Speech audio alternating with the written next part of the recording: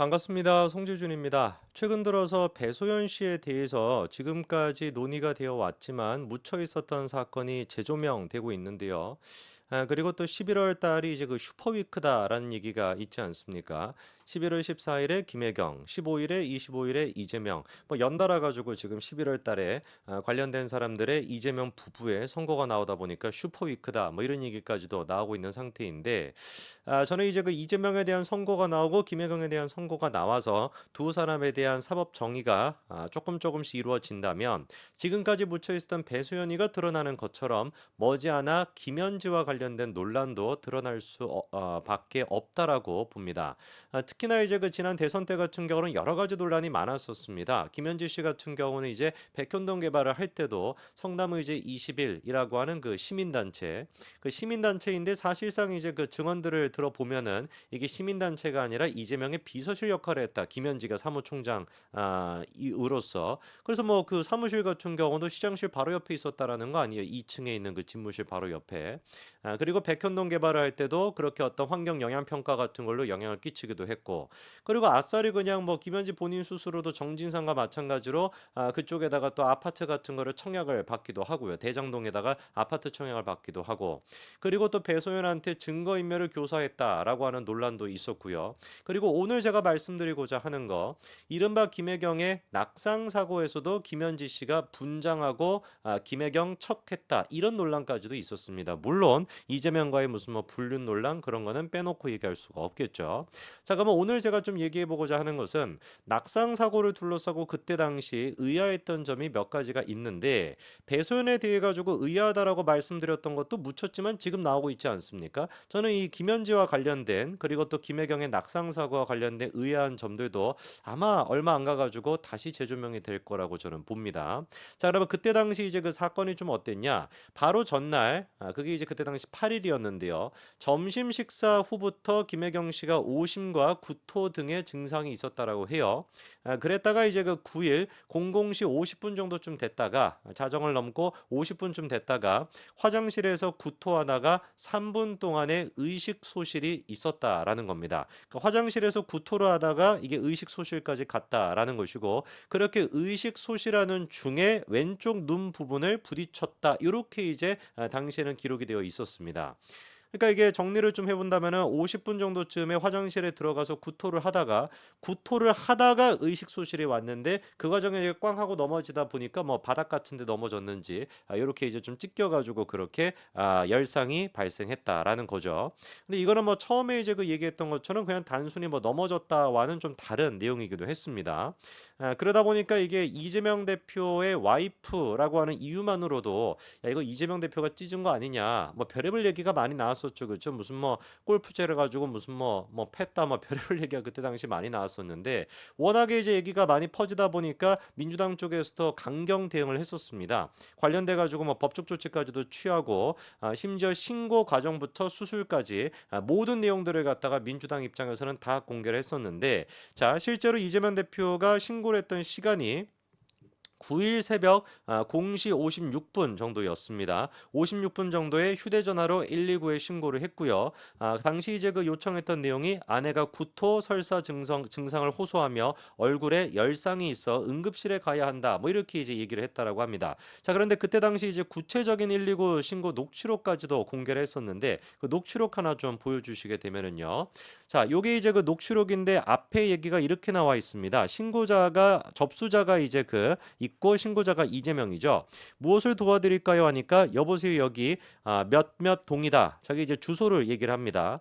요것도 좀 특이한 게 일반적으로 이제 그 접수를 했었을 때 뭐 이렇게 얘기할 수 있겠죠. 그렇죠? 근데 이재명 같은 경우는 당시 이제 그 대권 후보였기 때문에 이재명 대표다, 이재명 후보다라고도 얘기할 수 있었을 것 같은데 주소부터 바로 얘기합니다. 그러니까 접수자가 주소를 갖다 확인하는 과정이 쭉 있고요. 지금 빨리 앰뷸런스 좀 부탁드립니다. 몇 동 몇 호신데요? 라고 했더니 몇 호다. 내려갈 테니까 몇 호인가요? 다시 확인해 보니 올라와 주시면 더 낫겠다라고 얘기를 하죠. 그다음에 또 옆에 것도 보여주시면은 자 무슨 일이신데요라고 뭐라고 했더니 토사광난에다가 얼굴이 좀 찢어져 가지고 응급실에 가야 합니다. 이렇게 얘기하고 있고 얼굴 열상이 아내분인가요? 했더니 맞다라고 하고 코로나 관련된 증상은 없다. 몇 동 맞죠라고 하니까 몇 번지 아파트 이름까지 해가지고 저렇게 이제 신고가 마무리가 됩니다. 자, 근데 여기서 제가 좀 놀랐던 게 뭐냐면 이재명 대표가 변호사 출신인데 여러분들은 만약에 이제 그 갑작스럽게 여러분의 남편분이나 아내분께서 이렇게 막 그 구토 증상을 보이다가 의식을 잃고 쓰러졌다라고 한다면 그 상황에서 119에 전화를 건다 어떻게 여러분들이 얘기하실 것 같습니까? 뭐 당연히 이거 큰일 났습니다. 우리 와이프가 지금 쓰러졌어요. 그리고 또 약간 눈도 좀 찢어졌고 빨리 좀 와주세요. 몇 동 몇 호입니다. 빨리 좀 와주세요. 뭐 이렇게 이제 얘기하는 게 일방적이겠죠. 일반적이겠죠. 근데 우리 이재명 대표 같은 경우는 와이프분의 김혜경 씨의 상태를 설명하는 데 있어가지고 쓰러졌다 빨리 와달라라는 얘기뿐만 아니라 굉장히 차분하게 토사광란이라고 하는 표현을 쓴단 말이에요. 저는 잘 모르겠습니다. 제가 이제 뭐 이런 어떤 뭐 의과적인 그런 지식이 없어서 그런지는 모르겠지만 119 접수자가 무슨 일이신데요라고 물어봤었을 때 제 와이프가 아니면 제 남편이 이게 좀 화장실 가가지고 좀 토하고 하다가 쓰러졌습니다. 의식을 잃었습니다. 이렇게는 얘기할 것 같은데 무슨 일이신데요라고 물어봤더니 지금 토사광란에다가 얼굴이 좀 찢어져가지고 응급실에 가야 합니다. 이런 멘트는 못 나올 것 같거든요. 그러니까 토사광란이라고 하는 표현이 글쎄요 뭐 저만 익숙하지 않은 것인지 좀 희한합니다. 그리고 이제 열상이라고 하는 표현 같은 경우도 일반 이제 그 의학적인 지식이 있는 사람이 아니라고 한다면 이거는 흔히 쓰는 표현이 아니라 그냥 찢어졌다라고 우리가 표현을 하죠, 그렇죠? 근데 119 접수자가 얼굴 열상 안에 분인가요? 이렇게 물어봤더니 정확하게 이제 열상을 알고 있던 것처럼 네네 이렇게 답변을 하기도 합니다. 저는 그러다 보니까 이게 토사광란이라는 표현도 그렇고 열상이라는 표현도 그렇고 너무나 이재명 대표가 좀 차분한 모습을 보였다라는 생각이 들고요. 그리고 또 근본적으로 자기 신원을 밝히지 않은 거에 대해서도 어떤 의도가 있지 않았나라는 생각이 듭니다. 예를 들어서 일반적인 어떤 그냥 정치인이었다라고 한다면 우리가 생각하는 이제 그 참 정치인 뭐 그런 사람이었다라고 한다면 괜히 내가 신분을 밝히고 했었을 때 119 구급대들이 뭐 특혜 같은 거라도 제공한다라 그래가지고 논란이 되지 않을까. 그러니까 그냥 뭐 겸손하게 나는 그냥 이런 것들을 밝히지 않겠다. 이렇게 할 수가 있겠습니다만 이재명 대표 같은 경우는 어떤 사람입니까? 지난번에 부산에서 그 이제 피습을 당했을 때 우리가 너무나 잘 봤잖아요. 그런 거 별로 신경 안 쓰는 사람이거든요. 그때 같은 경우도 그냥 부산에 가가지고 그런 식으로 할 수도 있었을 텐데 부산 의료원에서 충분히 치료를 받을 수 있었는데 헬기 타고 가가지고 서울대병원까지 가는 그런 기행을 보였던 사람이 이재명 대표 아닙니까? 이때 같은 경우는 왜 도대체 이재명이가 신원을 밝히지 않았을까? 참 정치인으로서 겸손하기 때문에 제가 봤을 땐 쥐뿔 그런 게 없는 것이고 오히려 제가 봤을 때는 이재명 대표가 이게 기사가 나갈 거라는 걸 반드시 알고 있었을 것이고 당연히 알 수 있었겠죠. 그렇죠? 기사가 이게 나가고 다음날 이제만 난리가 날 건데 자기 신원을 밝히지 않았다. 나는 이렇게나 겸손한 사람이다. 나는 이렇게나 뭔가 좀 험불한 사람이다. 라고 하는 걸 오히려 이 사건을 통해서 보여주기 위해서 자기 신원을 밝히지 않았다라고 저는 봅니다. 이거를 제가 꼬아보기 위해서 그렇게 꼬아보는 것이 아니라 실제로 그 이후에도 그런 모습을 보였습니다. 뭐가 있었냐? 당시 이제 그 경기도 소방부에서 분당 소방서에 대해 가지고 이제 좀 이해할 수가 없는 그런 조치를 취해서 또 논란이 있었습니다. 그게 뭐냐?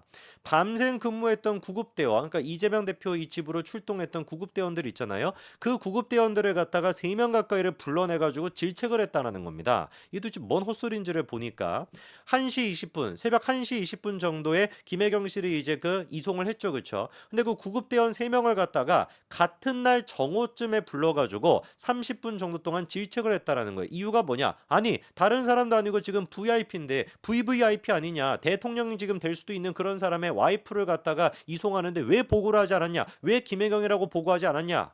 라고 해가지고 30분 가까이를 갖다가 질책했다라는 거예요. 당시 그렇게 질책을 들었던 대원들 3사람 같은 경우는 밤샘 근무를 하고 그리고 난 다음에 퇴근을 했다가 소방서에서 호출해가지고 가가지고 꾸중을 그렇게 들었던 겁니다. 그리고 다시 복귀했다라고 해요. 이게 도대체 말이나 되는 소리겠습니까? 말 같지도 않은 소리죠. 찾아보니까 무슨 뭐 VIP라고 한다면 그렇게 보고해야 되는 의무가 있냐? 그것도 또 아닙니다. 이송 의무나 지침 어디를 찾아보든지 간에 어떤 사람이라 그래가지고 상부에 보고해야 된다라는 규정 규정이 없단 말이에요. 이렇게나 그러니까 경기도 지금 뭐 소방부가 됐거나 분당 소방서가 됐거나 이런들이 어떻게 했던 겁니까? 이재명과 민주당에 굽시굴시 거리고 있었다라는 거죠. 근데 이 부분에 대해 가지고 또 논란이 생길 수밖에 없겠죠. 그렇죠? 어떻게 이렇게 갑질을 하냐? 그러니까 민주당 차원에서도 야, 이게 혹시 또 이재명에 대한 갑질로 이어지지 않을까? 부랴부랴 나서 가지고 이해식이가 뭐라고 해명을 했냐? 아, 내가 찾아봤다. 내가 이제 그 소방청을 관할하는 행안위 위원이기 때문에 확인을 해봤고 정확한 조사가 진행 중인데 내가 확인한 바에 따르면은 두세 시간 닥달을 당했다는 보도가 있던데 그거는 사실이 아니다.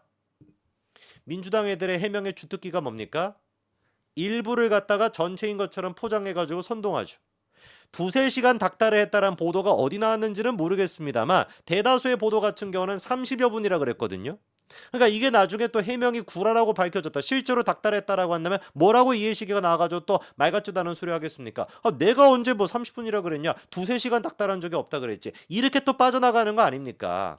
그러니까 이게 논란이 이해시기가 나와가지고 해명하는 것으로 잦아들지가 않으니까 이재명이 딱 나와가지고 그때 뭐라고 했었냐?